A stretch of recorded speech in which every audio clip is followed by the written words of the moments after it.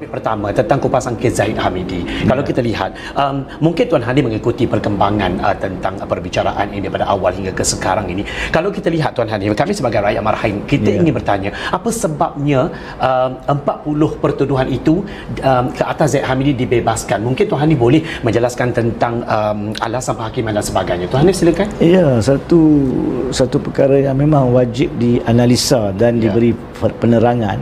Tapi saya akan menjawab soalan itu dalam 3 bahagian. Baik. Pertama sekali, yang menghantui atau dipersoalkan oleh rakyat 40 pertuduhan. Baik. Takkan satu pun tak lekat. Kan? Betul. Baik. Jawapan mudahnya adalah mungkin angkanya 40 maupun 400. Tapi perbezaan kes ini dengan fahaman kononnya satu kena lekat adalah kerana asas pertuduhan datangnya daripada peristiwa yang sama. Baik. Jangan kita lupa ini adalah harta kirana.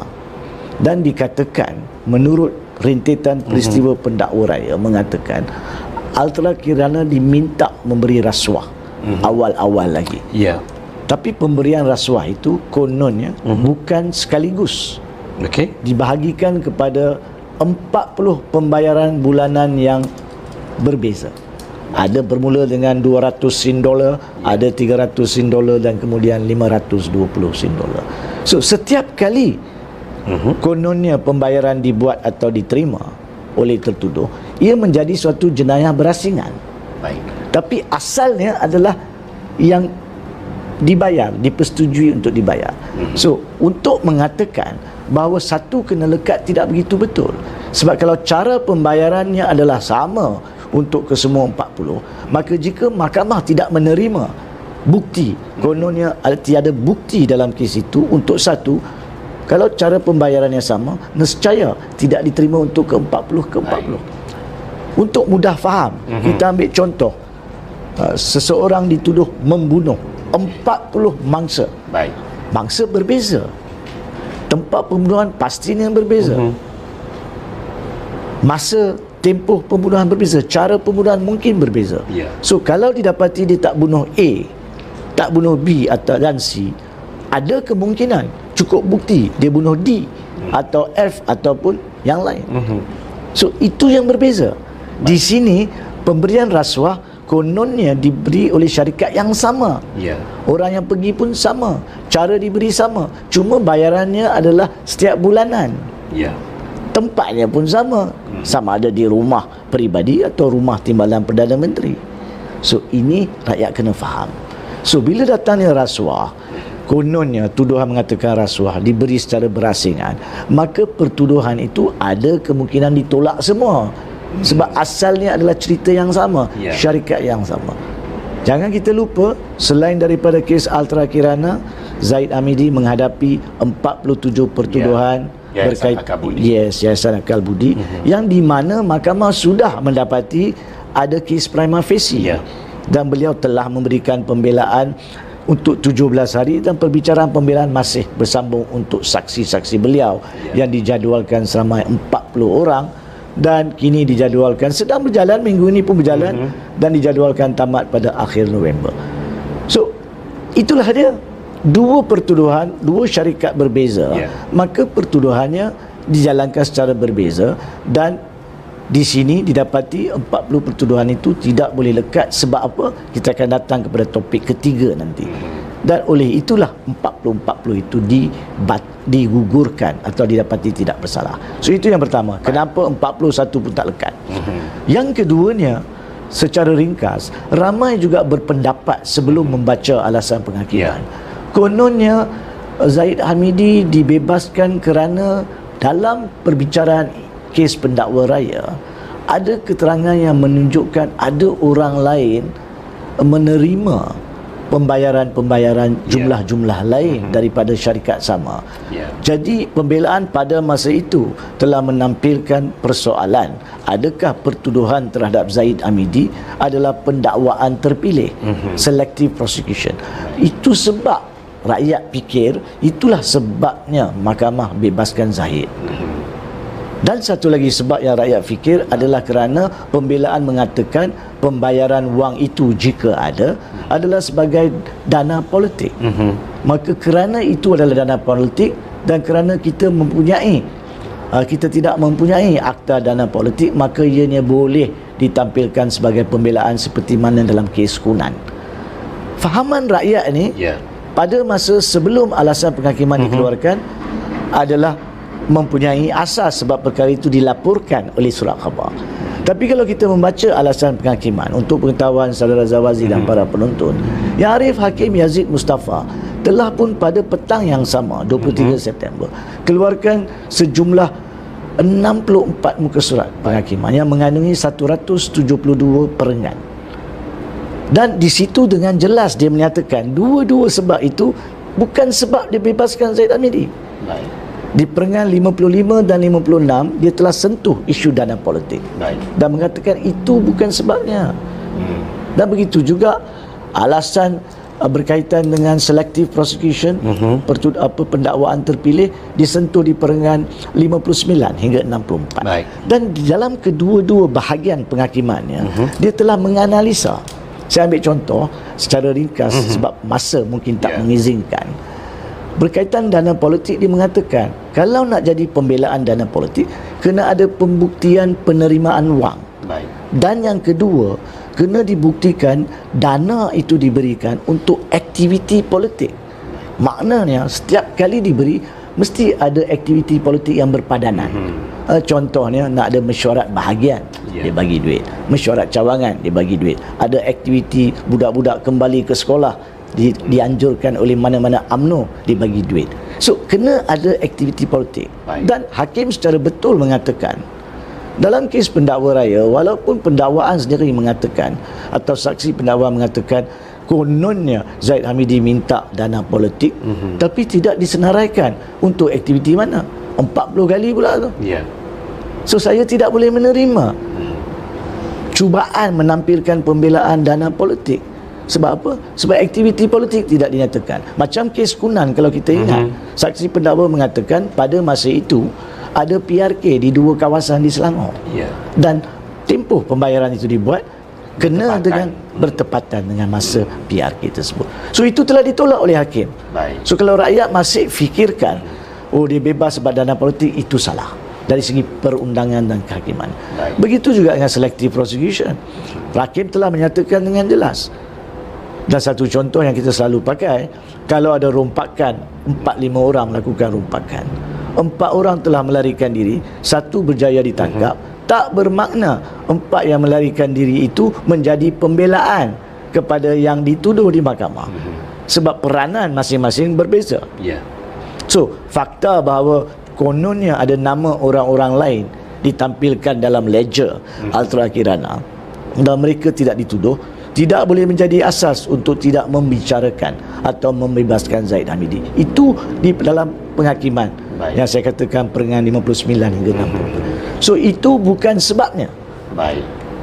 Jadi untuk rakyat menganggap kononnya cerita itu ditampilkan melalui saksi pendakwa raya, maka itulah sebabnya Zaid Hamidi dibebaskan, tidak mempunyai asas perundangan dan kehakiman. Maka kita datang kepada bahagian ketiga. Jadi apakah sebab Zaid Hamidi dibebaskan? Untuk memahami perkara ini, kita kena faham terlebih dahulu apakah pertuduhan rasuah yang ditampilkan terhadap Zaid Hamidi.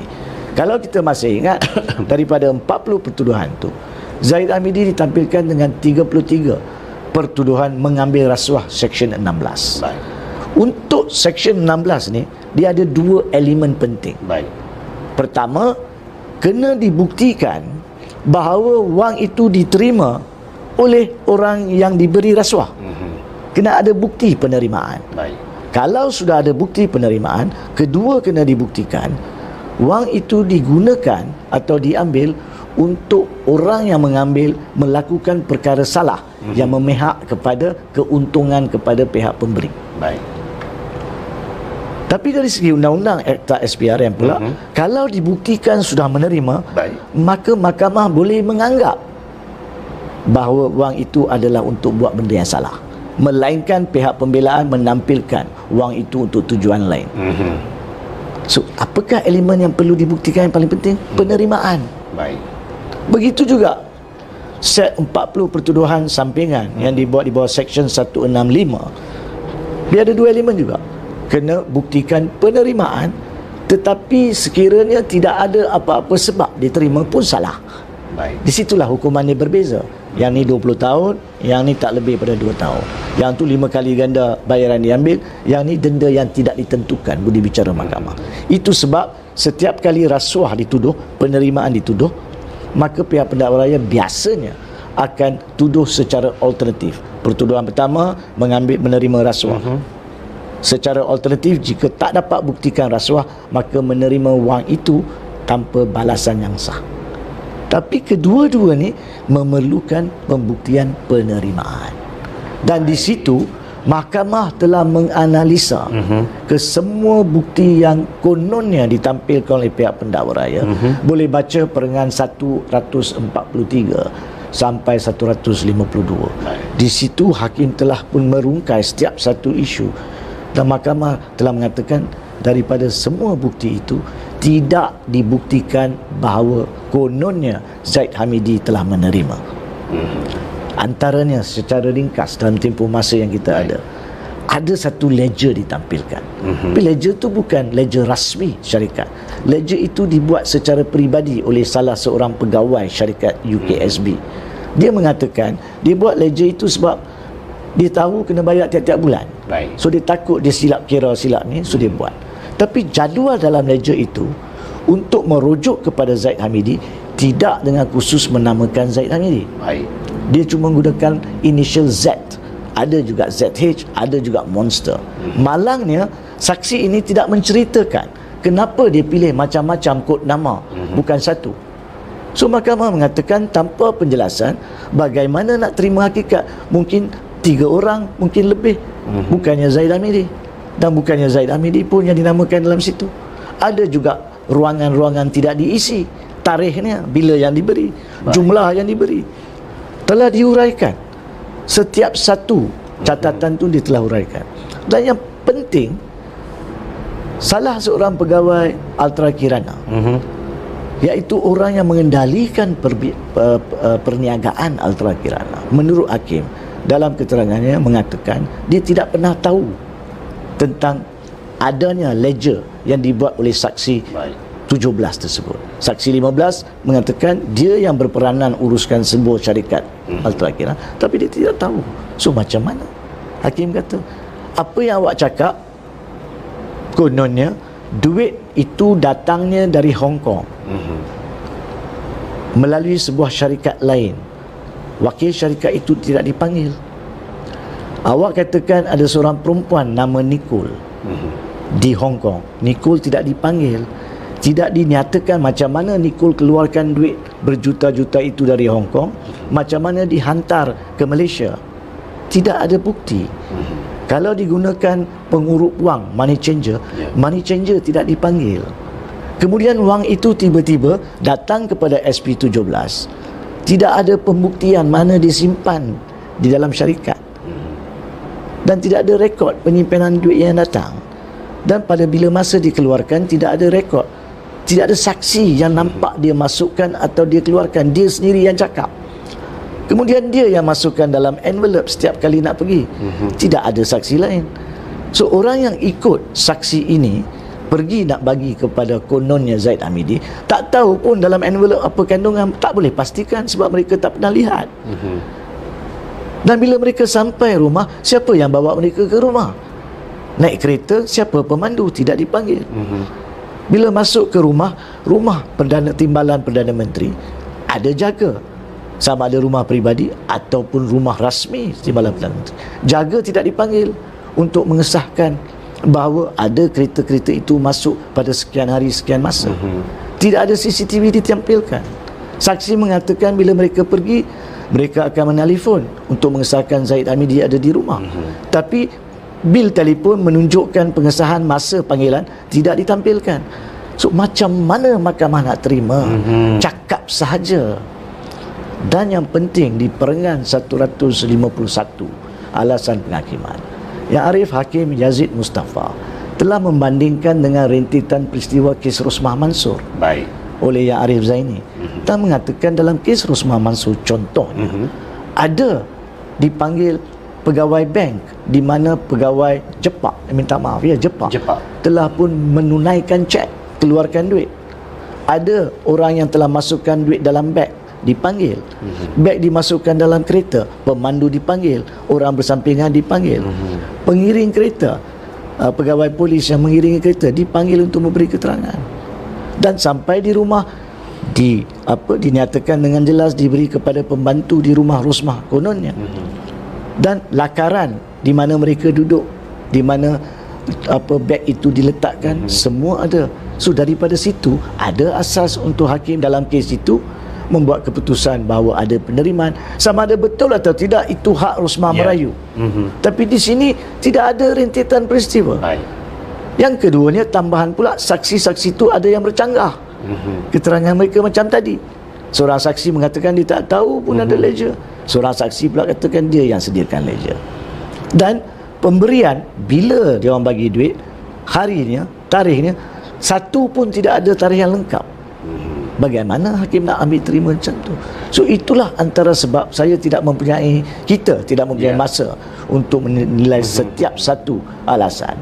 Tapi pokoknya sebagai pengamal undang-undang, Saudara Zawazi dan para penonton, apabila saya membaca alasan penghakiman tersebut, saya dapati tidak ada cacat celah perundangannya. Untuk hakim membuat keputusan bahawa bukti tidak melampaui keraguan munasabah untuk membuktikan kononnya apa yang diceritakan sebagai rasuah telah diterima oleh Zaid Hamidi. So bila penerimaan tidak dibuktikan, Seksyen 16 gagal dibuktikan, Seksyen 165 gagal dibuktikan.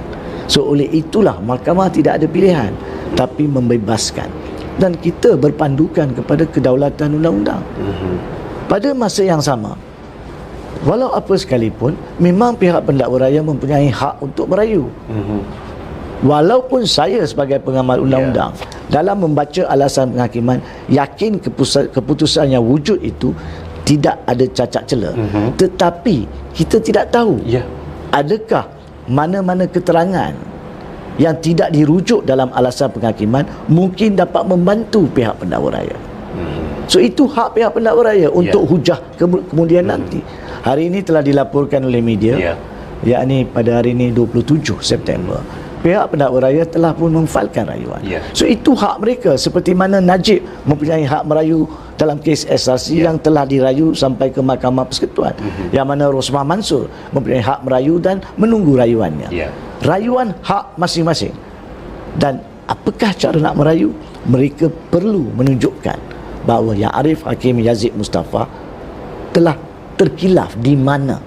Apakah keterangan yang menunjukkan ada penerimaan? Adakah keterangan itu wujud?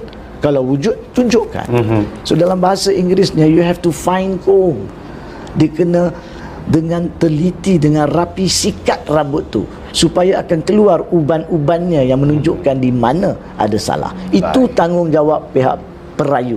Sama dalam kes Zaid Hamidi ni, tanggungjawab pihak pendakwa raya. Dalam kes Rosmah Mansur, tanggungjawab peguam Rosmah Mansur. Dia kena tunjukkan dengan rapi mana dia kesalahan hakim jika ada. Selagi tidak ditunjukkan melalui alasan penghakiman, memang tidak ada cacat celah. Wallahu a'lam. Baik. Terima kasih Tuan Hadim. Itu untuk kes secara